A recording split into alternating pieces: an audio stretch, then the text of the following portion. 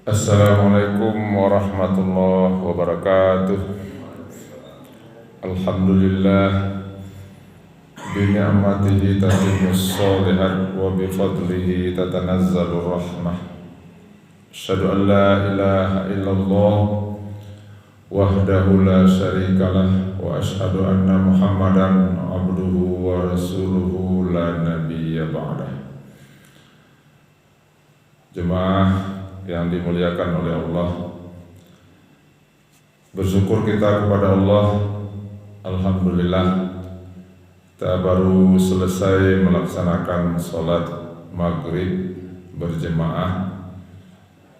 Mudah-mudahan dapat pahala 27 kali dari sholat sendirian. Apalagi kita laksanakan di masjid.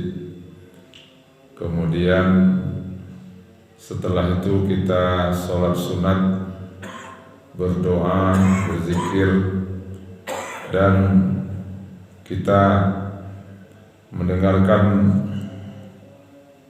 pengajian menjelang sholat isya masuk. Yang pasti, kalau kita berada di dalam masjid, selama di dalam masjid, mendapatkan 4 keutamaan. Kata Nabi, majtama'a qaumun fi baitin min buyutillah, tidaklah berkumpul suatu kaum di rumah dari rumah Allah, maksudnya di masjid, yatsluna kitab Allah, kerjanya di masjid membaca Al-Quran, wa yatadarusuna bainahum, dan belajar Al-Quran, illa, ini akan didapatkan.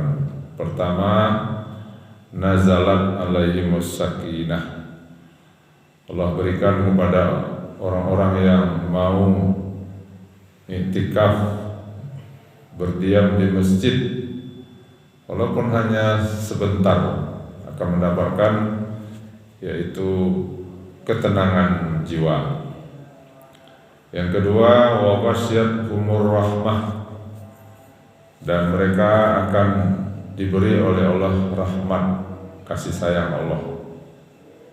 Yang ketiga, wa hafathumul malaikah, dan orang-orang yang mau tinggal di masjid akan didoakan oleh malaikat. Doa malaikat adalah Allahumma ighfir lahu warhamhu, ya Allah ampuni orang ini dan rahmati dia. Dan yang keempat, wa zakarallahu fi man indah, Allah akan memuji-muji orang-orang yang berada di dalam rumah Allah, berzikir, mendengarkan ilmu, atau berdiam saja di dalam masjid, maka itu dibangga-banggakan oleh Allah di hadapan para malaikat-malaikatnya. Salawat dan salam tidak lupa pula kita mohonkan kepada Allah, semoga dicurahkan untuk kekasih Allah Nabi Muhammad SAW, yang telah mengeluarkan umat ini, akhrajan nas minaz zulumati ilan nur, membawa umat ini dari kegelapan jahiliyah kepada cahaya Islam. Alhamdulillah, Islam yang dibawa oleh Nabi itu sudah kita imani, sudah kita pelajari, sudah kita amalkan, dan mudah-mudahan kita mati dalam keadaan Islam. Itu kata Allah, wala tamutunna illa wa antum muslimun, jangan kamu meninggalkan dunia yang fana ini kecuali benar-benar kamu menjadi seorang muslim. Artinya kita betul-betul tunduk kepada ajaran Islam, kita mau diatur oleh Islam ini, tidak kita hidup semaunya kita saja, tapi ada aturan-aturan dari Allah, aturan-aturan dari Rasulnya. Insya Allah, kalau kita mau tunduk dan diatur oleh Islam, maka kita akan mendapatkan hasanah di dunia dan hasanah bil akhirah. Selamat di dunia, selamat di akhirat. Bahagia di dunia, bahagia pula di akhirat. Tapi kalau tidak mau patuh dan tunduk kepada ajaran Islam, maka siap-siaplah celaka di dunia dan celaka pula di akhirat nanti. Judul ceramah kita malam ini ada beberapa sifat-sifat yang tidak boleh kita tiru. Pertama, sebahagian dari sifat Allah tidak boleh kita tiru. Jangan sekali-kali kita ingin meniru sifat Allah ini. Sebahagian ada pula sifat Allah itu memang yang wajib untuk kita imani dan kita berusaha untuk menirunya. Tapi ada sifat Allah itu yang tidak boleh kita tiru, Pak Bu. Nah, kenapa? Karena kita ini makhluk, Allah itu Khalik. Kita tidak sama dengan Allah. Allah itu adalah Zat yang maha perkasa, Zat yang maha agung. Semua yang maha-maha itu pada Allah. Sedangkan kita manusia ini yang murah-murah itu sama kita semuanya. Apa itu sifat yang tidak boleh kita tiru dari sifat Allah? Yaitu sifat mutakabbir namanya. Sifat menyombongkan diri, membesarkan diri. Itu adalah sifat Allah. Nah, tidak boleh kita meniru pula sifat Allah itu. Kenapa tidak boleh? Ya, kalau kita tiru sifat Allah yang menyombongkan dirinya, lalu kita tiru pula kita menyombongkan diri, maka kita berarti menyaingi Allah. Karena Allah mengatakan di dalam hadisnya, al-kibriya'u ridai wal uzmatu izari. Sifat sombong, merasa besar, merasa perkasa itu adalah pakaianku, selendangku, kata Allah. Faman naza'ani wahidan, barang siapa yang coba-coba memakai salah satu dari sifat Allah, yaitu sombong dan merasa agung, maka kata Allah, qazaftuhu finnar, aku lemparkan dia nanti ke dalam neraka. Jadi tidak boleh kita menggunakan sifat sombong itu, karena yang berhak untuk sombong itu Allah. Kita ini apalah yang kita pakai ini, yang kita manfaatkan ini, semuanya adalah pemberian Allah. Kalau tidak diberi oleh Allah, kita tidak bisa. Oleh karena itu, jangan sekali-kali kita mencoba untuk memakai sifat sombong itu. Allah marah. Ya, Allah tidak suka sifat itu dipakai oleh kita. Kenapa? Karena kita ini adalah makhluknya yang sangat lemah. Tidak berhak kita menyombongkan diri, apalagi sombong kepada Allah. Sombong kepada manusia tidak boleh, apalagi sombong kepada Allah. Adakah orang yang sombong kepada Allah? Ada. Disuruh di Allah supaya dia sholat tapi tidak sholat. Disuruh oleh Allah begini, dia tidak mau gitu.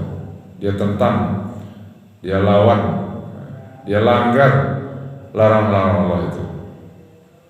Apalagi kalau dia melanggar aturan Allah itu dengan kesombongannya. Merasa dia sudah kaya, merasa dia sudah berpangkat, ya. Lalu dia merasa tidak perlu lagi sholat, tidak perlu lagi beribadah, tidak perlu lagi berzikir.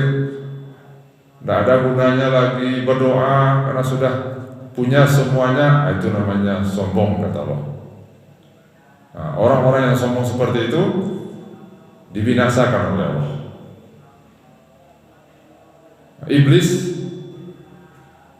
kenapa dia diusir dari surga? Nah, karena sombong. Dia coba pakai sifat Allah itu. Dia coba gunakan sifat Allah sombong itu ketika Allah menyuruh kepada malaikat, wa iz qala rabbuka lil malaikati inni ja'ilun fil ardi khalifah. Ingatlah kata Allah ketika Allah berkata kepada malaikat, sesungguhnya aku akan menciptakan di muka bumi ini seorang manusia, ya namanya adalah Khalifah atau Adam. Nah, diciptakan oleh Allah Nabi Adam. Sebelum itu sudah ada malaikat, nah, termasuk adalah golongan jin. Nah, mereka sudah ratusan tahun, ribuan tahun beribadah. Kemudian diciptakan oleh Allah manusia pertama namanya Adam alaihissalam. Nah, setelah Adam itu sempurna, diberi oleh Allah ruh, lalu oleh Allah diperintahkan, usjudu li Adama fasajadu illa iblis. Kata Allah, hei malaikat, sujud kalian semuanya kepada Adam. Fasajadu, maka seluruh malaikat itu sujud, illa iblis, kecuali iblis. Nah, malaikat semuanya sujud. Yang tidak mau sujud adalah iblis. Nah, kenapa iblis tidak mau sujud? Aba wastakbara. Nah, dia enggan, malas. Wastakbara. Nah, ini dia sifat Allah yang dipakainya. Menyombongkan dirinya, menganggap bahwa dia lebih mulia daripada Adam. Apa kata Allah kepada iblis waktu Allah melihat iblis tidak mau sujud? Ma mana'aka alla tasjuda iz amartuk. Iblis, kenapa engkau tidak sujud ketika aku perintahkan engkau sujud? Semua malaikat sujud, engkau tidak sujud. Kata malaikat, khalaqtani min nar wa khalaqtahu min tin. Engkau ciptakan aku ya Allah dari api, sementara Adam diciptakan dari tanah. Nah, jadi dia merasa lebih mulia daripada Adam, sehingga dia tidak mau sujud atas perintah Allah. Dia tidak mau sujud itu namanya sombong. Sombong kepada Allah, sombong kepada manusia.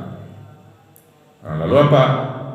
Allah usirlah iblis itu dari surga. Dan tidak hanya diusir, Allah kutuk, Allah laknat ya iblis itu sampai hari kiamat. Dan iblis itu waktu di zaman Nabi Musa alaihissalam mencoba meminta kepada Nabi Musa, wahai Musa, ambo ingin tobat. Oh, ingin tobat engkau, kata Nabi Musa. Bagus. Tolong sampaikan kepada Allah, engkau kan dekat dengan Allah. Lalu diterima dan di Allah tobat ambo. Baik, kata Nabi Musa. Sampaikanlah oleh Nabi Musa kepada Allah, karena Nabi Musa ini adalah Nabi yang dekat dengan Allah. Wa kallamallahu Musa taklima.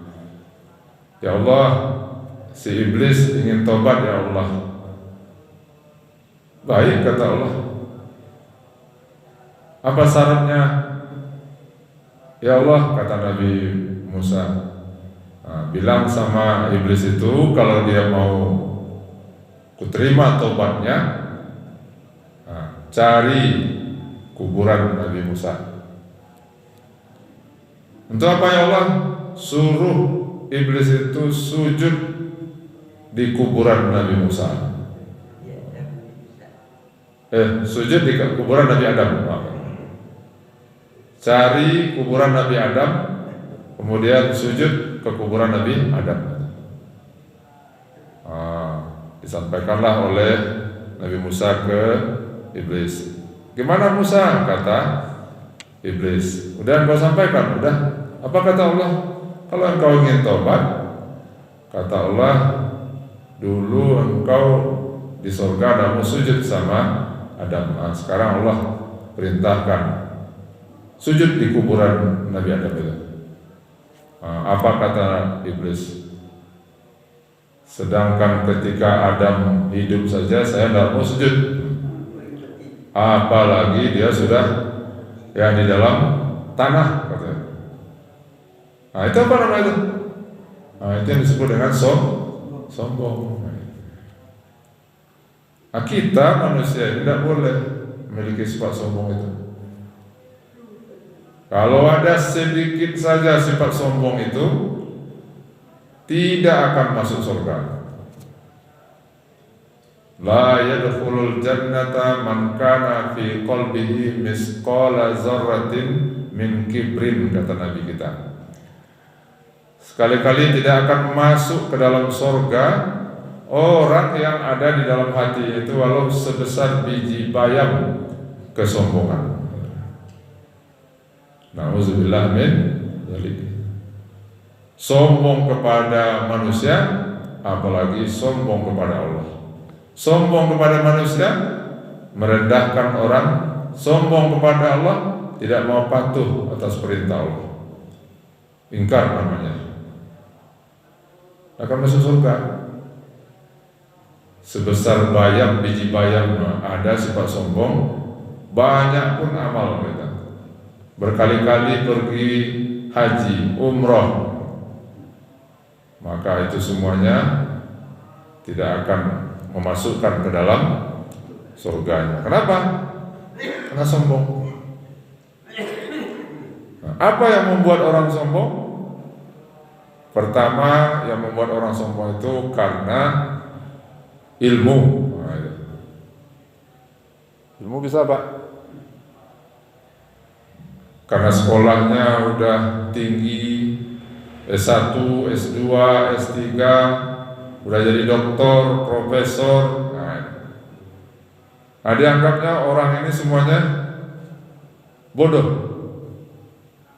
Bisa orang karena ilmu sombong kalau dia tidak belajar itu karena apa? Karena Allah.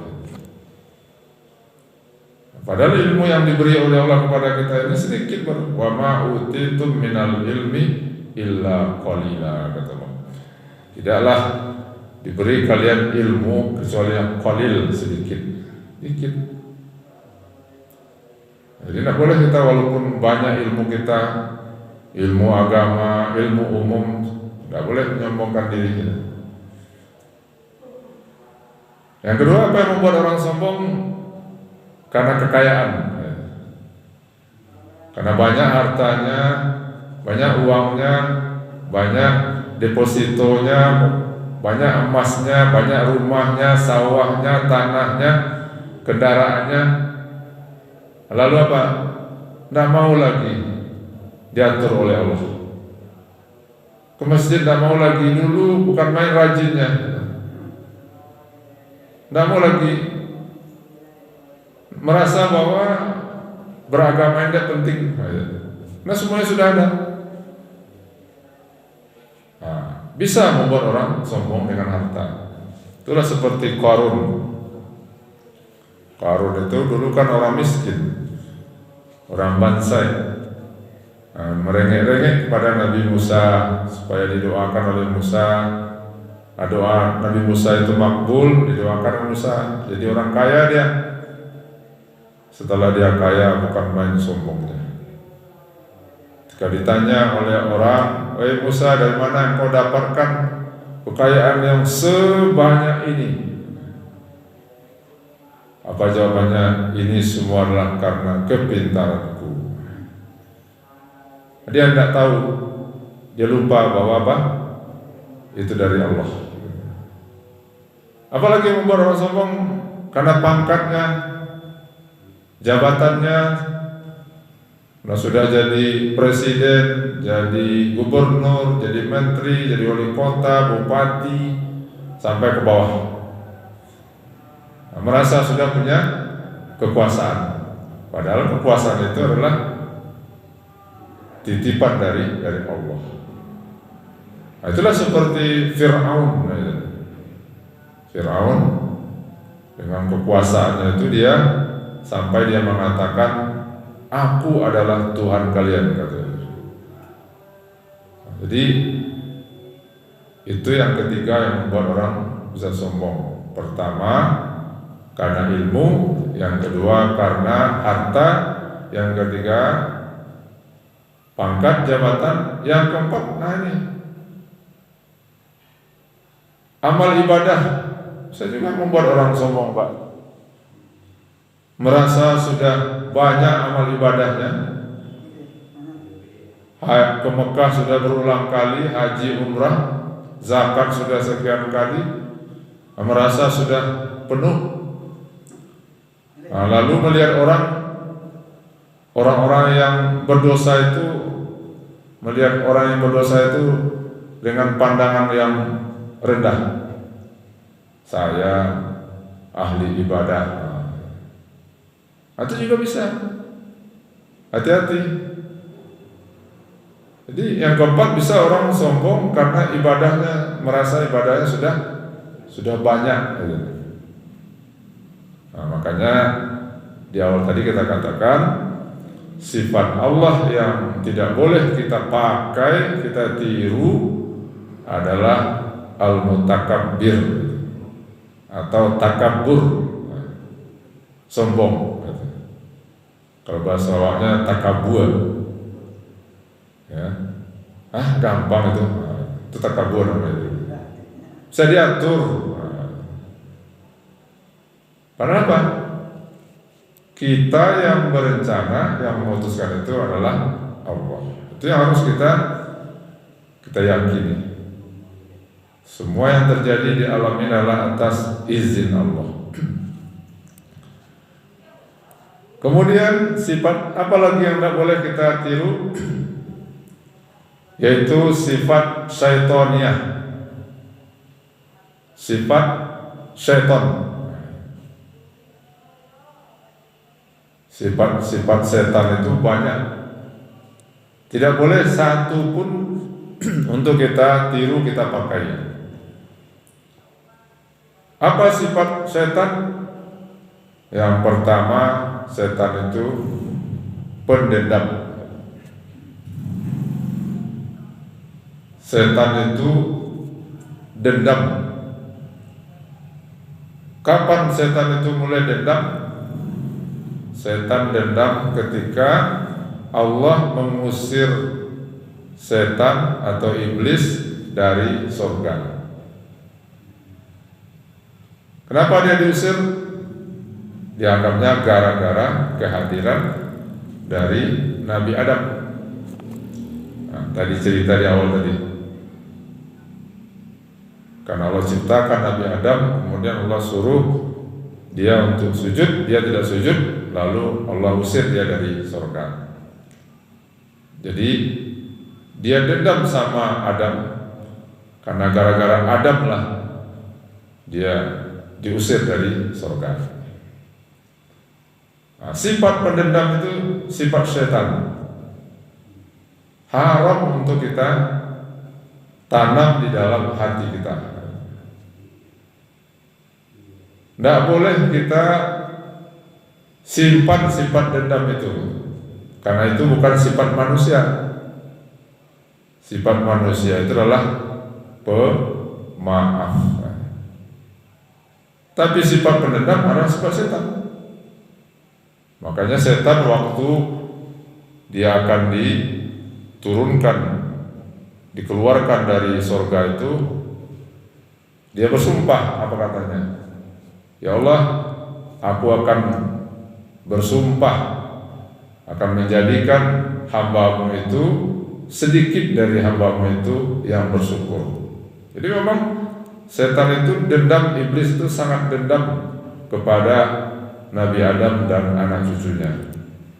Sampai hari kiamat dia bersumpah akan menggelincirkan, akan menggoda, membuat sebanyak-banyaknya anak cucu Adam itu bersamanya di dalam neraka. Dia tidak rela kalau anak cucu Adam itu masuk surga. Nah, berhasil, banyak yang berhasil.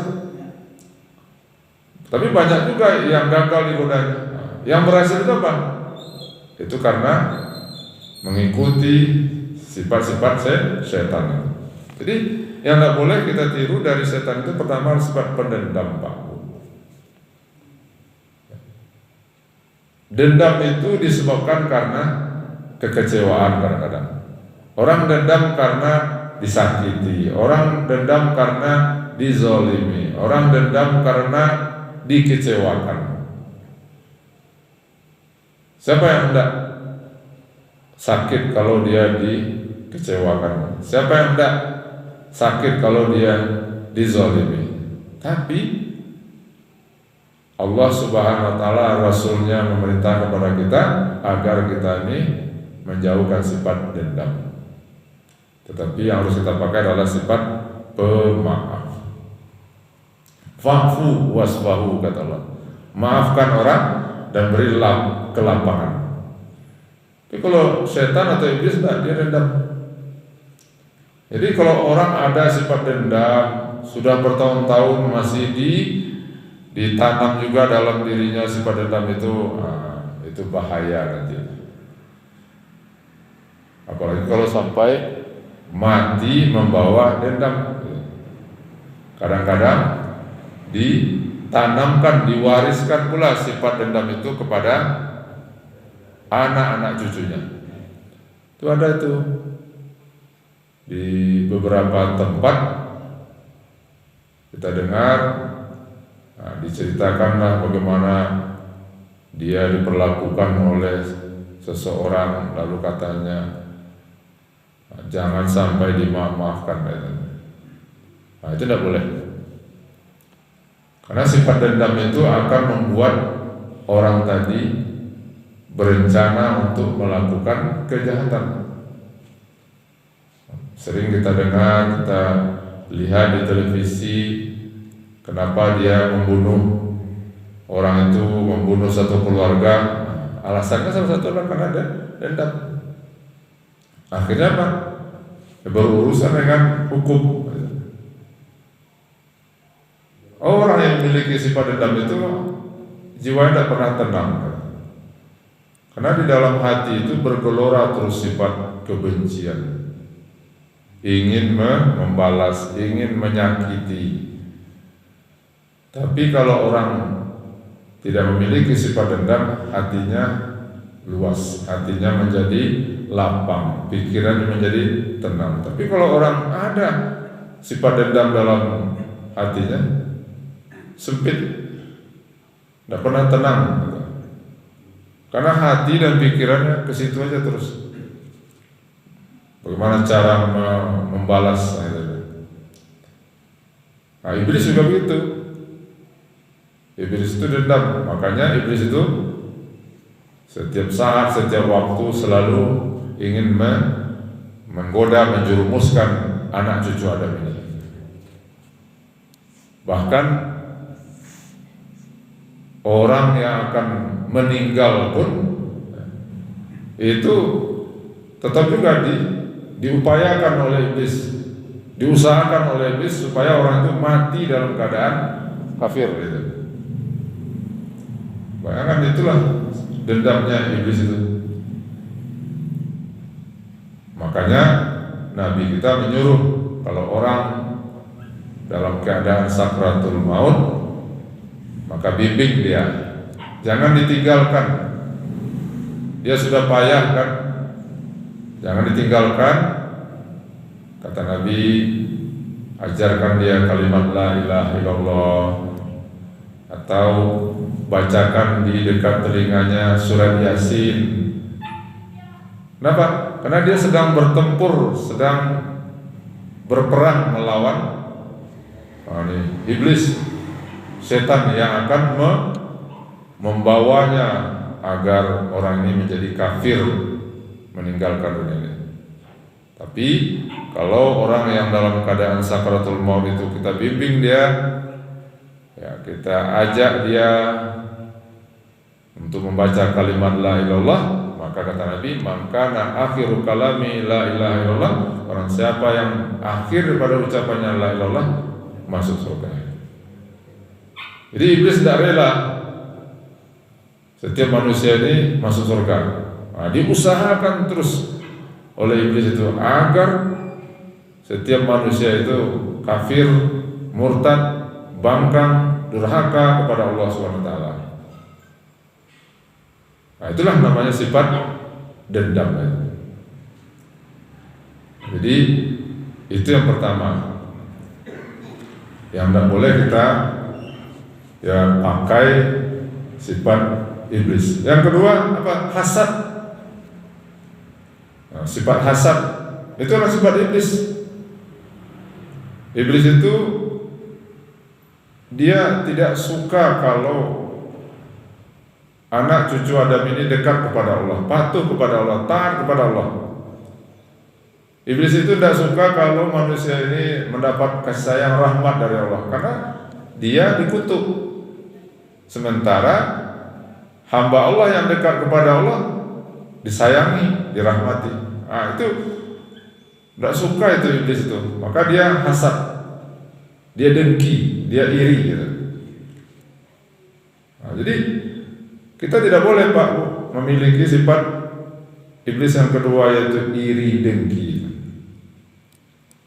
Kadang-kadang orang makin lama semakin berhasil, lalu kita melihat ini usia yang tambah sukses, awak mereka berusaha untuk menjatuhkan. Itu tidak boleh. Itu namanya sifat iri namanya.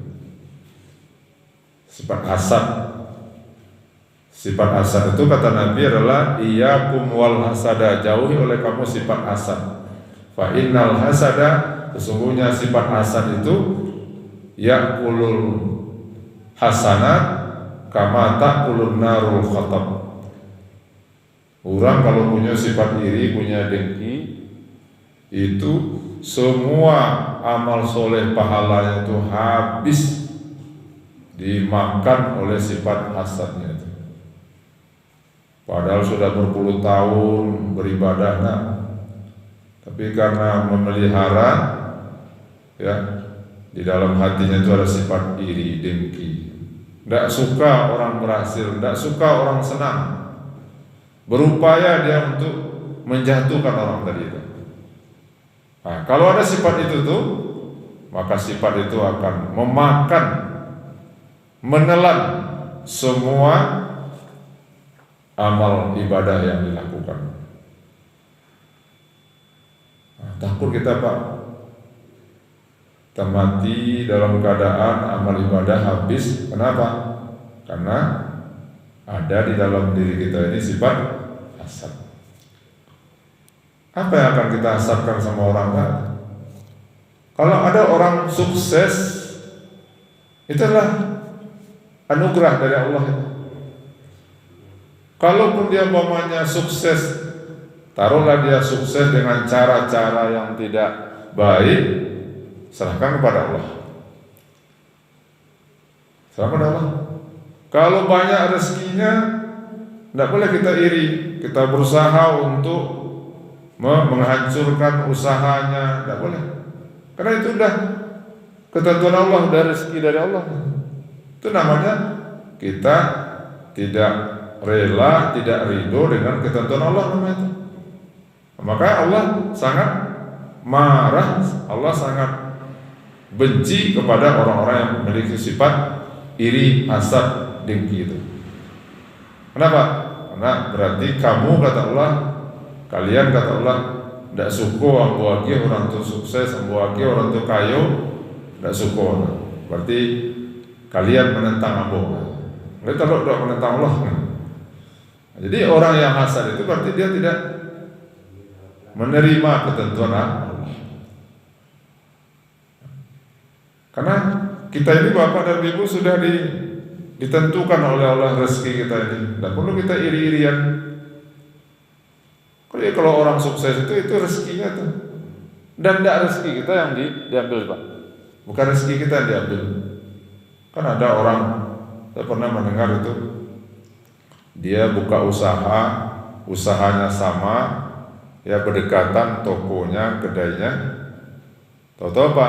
Karena dia baru buka, rupanya banyak orang belanja sama dia. Banyak orang belanja sama dia. Sementara yang satu ini karena sudah lama, tapi lama-lama orang jarang dan sedikit belanja ke kedainya. Akhirnya dicarinya cara gitu. Dicarinya cara dengan cara-cara yang tidak dibenarkan oleh agama. Pergi ke dukun, ya minta ke dukun bagaimana caranya. Nah, ini namanya sifat iri. Tidak boleh. Jauhi sifat hasad itu. Nah, bagaimana caranya supaya sifat hasad itu jauh dari kita? Nah, pertama, ketahui apa dampak dari sifat iri itu. Apa bahayanya sifat iri itu? Apa ancaman dari Allah? Apa ancaman dari Nabi kalau kita memiliki sifat iri itu? Nah, tadi itu dalam hadis tadi, orang yang memiliki sifat hasad, sifat iri, sifat dengki itu, maka akan menghabiskan semua amal ibadahnya. Nah, sementara kita di dunia ini beramal, amal itu kita bawa ke akhirat nanti sebagai jaminan kepada Allah. Tapi apa artinya? Amal itu zong semuanya, nol hasilnya. Kenapa nol? Karena habis oleh sifat hasad tadi, sifat iri, sifat dengki tadi itu. Nah, kan rugi kan? Maka oleh karena itu, cara membuang sifat iri di dalam hati kita ini, kenali, ketahui apa bahayanya. Ternyata bahayanya tidak tanggung-tanggung, bisa memusnahkan semua amal ibadah kita, seperti kata Nabi, api yang bisa membakar kayu. Tidak hanya kayu kering, kayu basah pun ya habis oleh api. Dia adalah kebakaran. Enggak. Kalau sudah ya si jago merah, maka sulit untuk memadamkannya. Nah, kemudian apa lagi cara supaya membuang sifat iri itu? Nah, berdoa kepada Allah, minta kepada Allah supaya hati kita ini bersih dari sifat-sifat yang dibenci oleh Allah tadi. Nah, itu perlu doa, ya Allah, buanglah ya Allah, bersihkanlah hatiku ini dari sifat-sifat iri, dengki, sombong dan lain-lainnya itu. Nah, karena hati kita ini gampang ya berbolak-balik. Makanya kita minta dalam doa, ya muqallibal qulub, tsabbit qalbi ala ta'atik. Wahai zat yang membolak-balikan hati, tetapkanlah hati kami dalam ketaatan kepadamu. Kemudian yang ketiga, sifat yang tidak boleh kita tiru adalah sifat binatang. Nah, binatang itu ada dua. Ada binatang namanya sabu'iyah, ada bahimiyah. Nah, sifat binatang itu tidak boleh kita tiru. Binatang sabu'iyah apa? Binatang buas, seperti harimau, singa, serigala, dan lain-lainnya. Bagaimana sifat binatang buas tadi? Ya, yang namanya buas suka membunuh, kan itu kan. Maka manusia tidak boleh memiliki sifat-sifat binatang yang buas tadi. Ada orang yang gampang saja membunuh orang, gitu, satu keluarga ya dibantai, kemudian dia senyum-senyum saja. Nah, itu berarti dia sudah dikuasai oleh sifat kebinatangan namanya. Coba lihat Pak di TV tidak bagaimana beberapa ekor harimau umpamanya mengepung kerbau, atau bagaimana harimau menerkam rusa itu, wah bukan main. Bahkan zebra pun yang tinggi itu 5 ekor ya harimau kita lihat di TV itu. Ada yang naik ke kepalanya, ada yang menggigit kakinya, matanya. Sedangkan kerbau yang besar aja di hutan itu bisa tumbang oleh harimau, oleh singa aja. Itu puas ya. Akhirnya mati juga, akhirnya tumbang juga itu kerbau yang beratnya sekian ton tadi. Apalagi rusa itu kecil. Sekali terkam aja boleh-boleh. Itu apa? Yang menonjol pada binatang buas itulah kebuasan tadi.